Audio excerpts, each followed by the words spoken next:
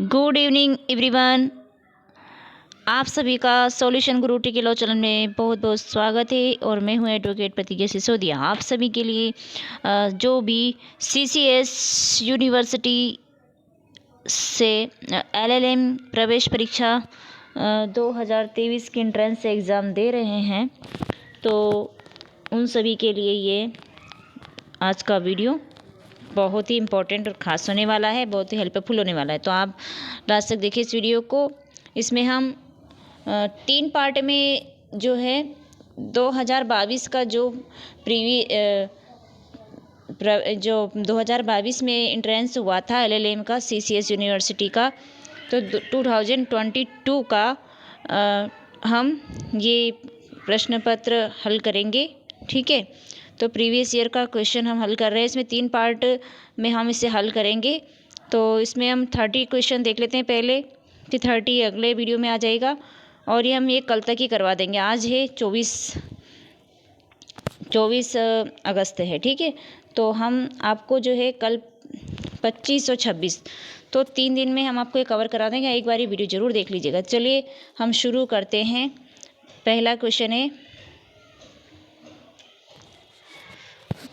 निम्नलिखित में से कौन सा कथन सही है?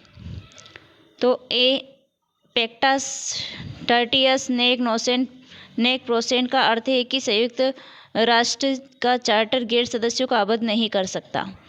बी, सामान्य सभा का एक आवश्यक तत्व है कि वह आबद्ध निर्णय ले सकती है। सी, सुरक्षा परिषद मात्र एक सलाहकारी संस्था है। डी, सुरक्षा परिषद सशस्त्र सेना के प्रयोग का निर्णय कभी नहीं ले सकता है। इसका आंसर है ऑप्शन नंबर ए। ठीक है, 1 का आंसर है ऑप्शन नंबर ए, पेक्टा टर्टियस नेक प्रोसेंट। अब आते हैं क्वेश्चन नंबर 2 में। अधिकारिता के सिद्धांत की भूमिका क्या है? अधिकारातीत के सिद्धांत की भूमिका क्या है? तो ए नंबर, अतिवादियों के जीवाणुओं से लड़ना। बी, दरवाजे के अंदर के प्रबंधन का बचाव करना। सी, निर्धारित सीमाओं के अंतर्गत निगमित कार्यों को परिसीमित करना। और डी, विवक्षित अधिकार का निर्वहन करने के लिए निर्देशों का बचाव करना। तो इसका जो राइट आंसर है, करेक्ट आंसर है ऑप्शन नंबर सी। ठीक है, निर्धारित सीमाओं के अंतर्गत निगमित कार्य का परिसीमन करना। तो ये option number C is correct. Question number 3 में आते हैं। यदि वह विधिपूर्ण कार्य था, भले ही इसका हेतु गलत ही हो, प्रतिवादी को इसे करने का अधिकार था। यह विचार न्यायालय द्वारा निम्नलिखित वादों में से किस एक वाद में व्यक्त किया गया? Option number A, mayor of Bradford corporation बनाम Pickles. B, option number B, HB बनाम वाइट। सी, क्रिस्टी बनाम Davey. D, Hollywood Silver Fox Farm Limited बनाम इमेट। तो इसका जो करेक्ट आंसर है क्वेश्चन नंबर 3 का ऑप्शन नंबर ए करेक्ट है, मेयर ऑफ ब्रेडफोर्ड कॉरपोरेशन बनाम पिकल्स। ठीक है,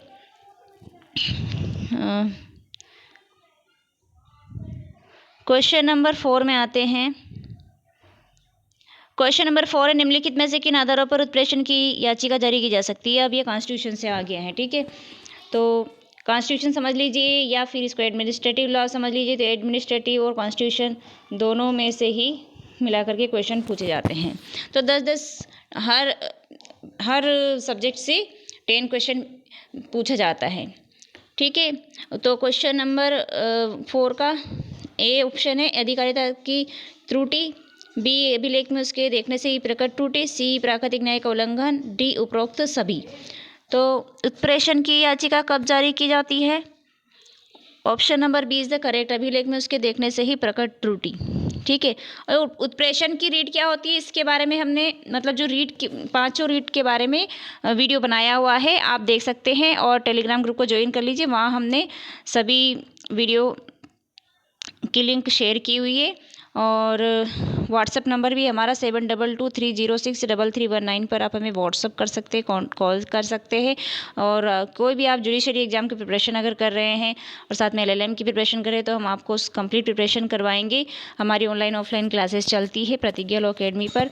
और तो आप प्रतिज्ञा लॉ अकेडमी ऐप भी डाउनलोड कर लीजिए, वहाँ से भी निश्चित आपको हेल्प मिलेगी। और सारा स्टडी मटेरियल सब कुछ फ्री अवेलेबल है प्रतिज्ञा लॉ अकेडमी पर भी और टेलीग्राम ग्रुप पर भी। और इसका PDF भी आपको टेलीग्राम ग्रुप पर मिल जाएगा, वो भी फ्री ऑफ कॉस्ट। अब देखते हैं आगे इसका जो ऑप्शन नंबर अभिलेख में उसके देखने से ही प्रकट त्रुटि है, उत्प्रेषण की याचिका जारी की जाती है। तो कौन करता है उत्प्रेषण की याचिका जारी? तो ये सुपीरियर कोर्ट करती है, ठीक है। सुपीरियर कोर्ट यानी कि हाई कोर्ट, सुप्रीम कोर्ट जो है ये उत्प्रेषण की रीट जारी करता है।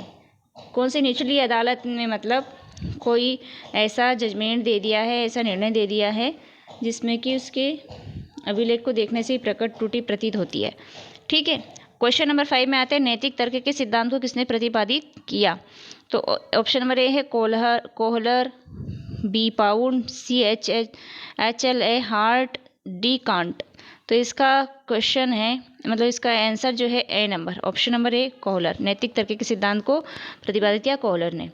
क्वेश्चन नंबर 6 है निम्नलिखित में से किस मुकदमे में भारत के उच्चतम न्यायालय द्वारा निर्धारित आत्यंतिक दायित्व के नियम का पालन किया गया?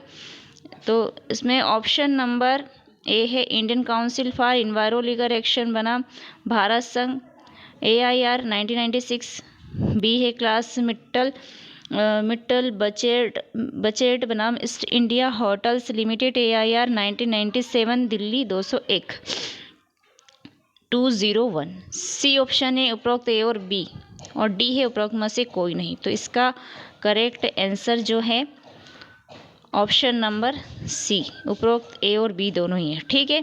तो इसमें क्या कहा है? सुप्रीम कोर्ट के द्वारा निर्धारित किया गया आत्यंतिक दायित्व के नियम का पालन किया गया, ठीक है। क्वेश्चन नंबर 7 है इस्ट्राडा का सिद्धांत संबंधित है। तो इस्ट्राडा का सिद्धांत ऑप्शन नंबर ए मान्यता की आवश्यकता, बी मान्यता का रूप, सी मान्यता की कोई आवश्यकता नहीं, डी मान्यता व्यर्थ है। तो इसका करेक्ट आंसर है ऑप्शन नंबर सी, मान्यता की कोई आवश्यकता नहीं है। इस्ट्राडा का सिद्धांत संबंधित है, मान्यता की कोई आवश्यकता नहीं है। अब हम आते हैं क्वेश्चन नंबर 8 पे। क्वेश्चन नंबर 8 है फोरम प्रोरोगेटम के सिद्धांत का अभिप्राय है। ऑप्शन नंबर ए एक मौजूदा अधिकरण को अन्यथा सक्षम नहीं, उसे मामले के पक्षकारों द्वारा कार्यवाही के दौरान क्षेत्राधिकार नहीं दिया जा सकता।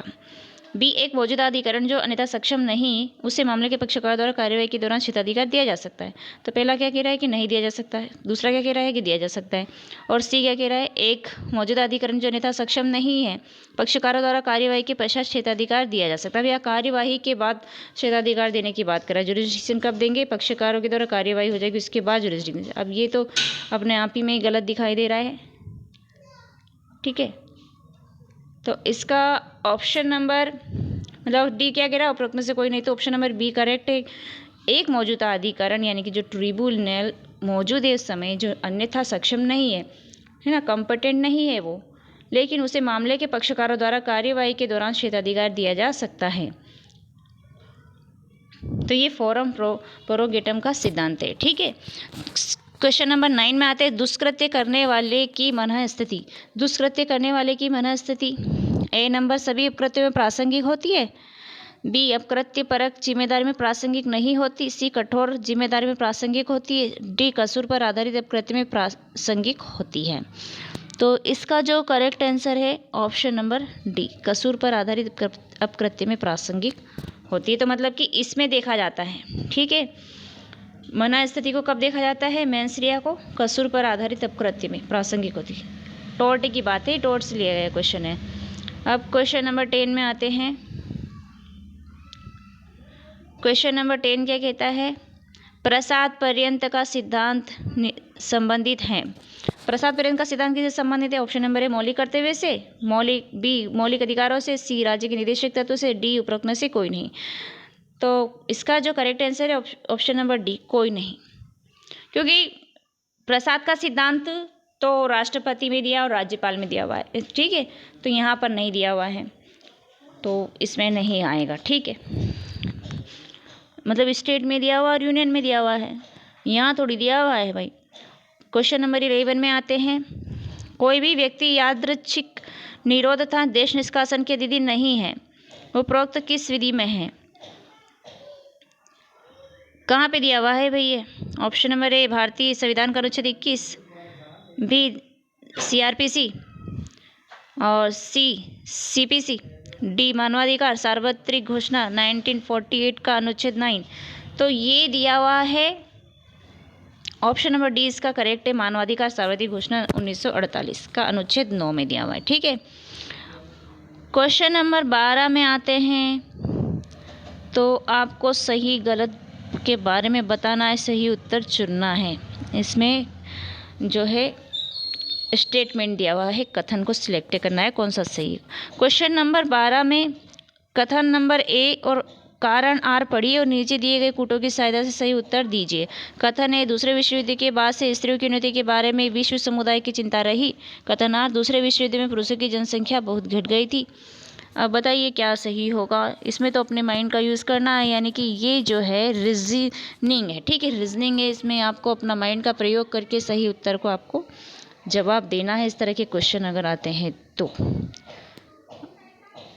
तो इसमें आपका आईक्यू लेवल परखने के लिए ऐसे क्वेश्चन आते हैं, ठीक है।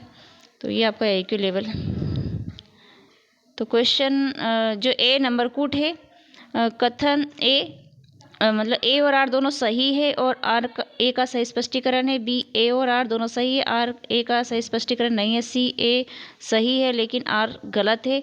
डी, ए गलत है लेकिन आर सही है। अब क्या बताएंगे आप, बताइए जल्दी से। Question answer number B is the correct answer, ठीक है। ऑप्शन नंबर 12 का option number B correct answer है। ए और आर दोनों सही और आर ए का सही स्पष्टीकरण नहीं है, ठीक है। क्वेश्चन नंबर 13 में आते, फिर आ गया ये स्टेटमेंट वाला, ठीक है। तो क्वेश्चन नंबर 13, कथन ए और कारण आर पढ़िए और नीचे दिए कूटों की सहायता से सही उत्तर दीजिए। कथन ए, शिशु को उसके मानसिक और आध्यात्मिक दोनों के सामान्य विकास के लिए अपेक्षित सुविधा दी जानी चाहिए। कारण आर आध्यात्मिकता सामग्री और सामग्री आध्यात्मिकता है। कूट ए और आर दोनों सही और आर ए का सही स्पष्टीकरण है। बी, ए और आर दोनों सही और आर ए का सही स्पष्टीकरण नहीं है। सी, ए सही है लेकिन आर गलत है। डी, ए गलत है लेकिन आर सही है। इसका आंसर है option number B is the correct answer. अब आते हैं क्वेश्चन नंबर 14 में, फटाफट से सोल्व कर लेते, ज़्यादा टाइम है नहीं। वैसे आप लोगों की कुछ हेल्प हो जाएगी इसलिए मैंने सोचा चलो ये शुरू कर देते हैं। इसमें कुछ ना कुछ तो हेल्प हो ही जाएगी। फ्री आपको पीडीएफ चाहिए तो ले सकते हैं आप 2022 का, और टेलीग्राम ग्रुप में मिलेगा सब कुछ आपको। 22, 19, 18 सबका है, लेकिन बस आपको फ्री में मिलेगा 2022 का। बाकी आपको सब 18, 19 और 20 का आपको परचेस करना पड़ेगा ओनली 100 रुपीज़ में। क्वेश्चन नंबर 14 है, वादी क्रिकेट क्लब ऑफ इंडिया द्वारा आयोजित एक क्रीडांगन में क्रिकेट मैच देख रहा था। बल्लेबाज के दो जोरदार प्रहार के कारण यह गंभीर रूप से चोटिल हो गया। इस मामले में वादी को क्षतिपूर्ति देने के लिए कौन उत्तरदायी है। ऑप्शन नंबर ए बल्लेबाज, B cricket club of India, C उपरोक्त ए तथा आर दोनों, ऑप्शन नंबर डी उपरोक्त में से कोई नहीं।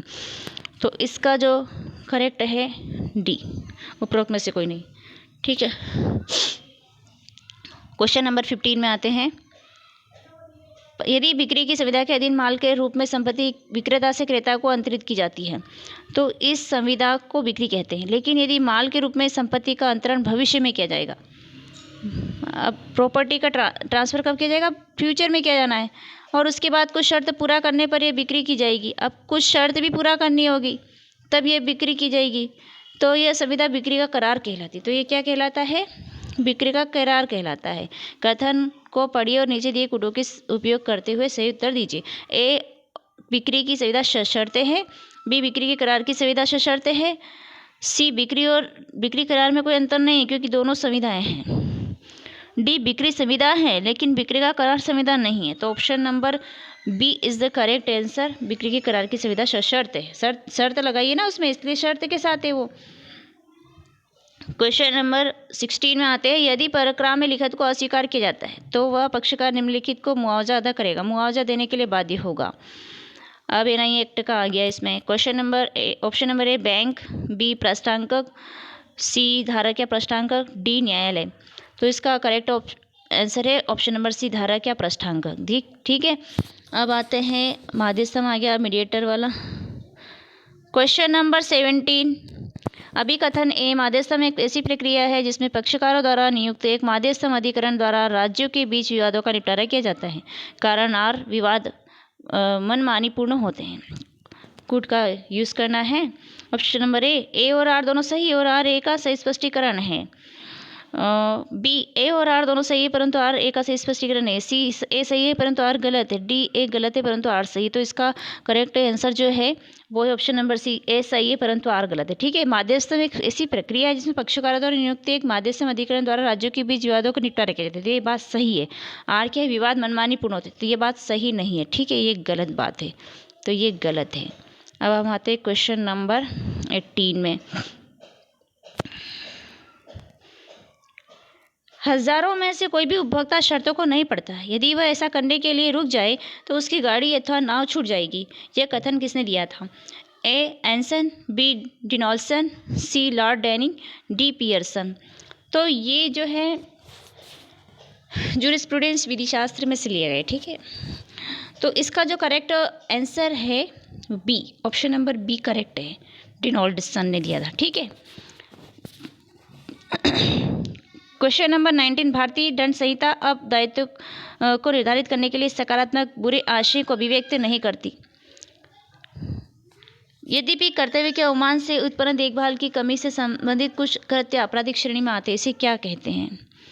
ए उतावलेपन से, बी उपेक्षापूर्वक, सी उपरोक्त तथा बी दोनों, डी उपरोक्त में से कोई। Option number C is the correct. ठीक है, दोनों, उतावलेपन मतलब नेग्लिजेंसली मतलब रेसले आ जाएगा और उपेक्षापूर्वक यानी कि नेग्लिजेंटली आ जाएगा। तो दोनों चीज़ें जो है ना सकारात्मक बुरे आशय को अभिव्यक्त थोड़ी करती है, पर लेकिन मेंसरिया जो है इसमें मतलब मेंसरिया की ज़रूरत नहीं होती रेसले वाला और उपेक्षापूर्वक नेग्लिजेंटली काम में। मेंसरिया की ज़रूरत नहीं होती इसमें, मेंसरिया का अपवाद है ये दोनों। ठीक है, क्वेश्चन नंबर 20 में आते हैं। अभिकथन ये सामान्य आशय में पूर्व व्यवस्थित योजना, मस्तिष्क का पूर्व मिलन और अपराधों में शामिल सभी व्यक्तियों के बीच मंत्रणा निहित है। कारण आर आपराधिक कृत्य को करने वाले व्यक्तियों अथवा उनके द्वारा अपराध में निभाई गई भूमिका दोनों के बीच कानून किसी प्रकार का भेद नहीं करता। तो ये जो आईपीसी का जो सेक्शन है 34 उससे लिया गया है। ठीक है, 34 आशय मतलब हाँ आईपीसी का सेक्शन 34 वहाँ से लिया गया है।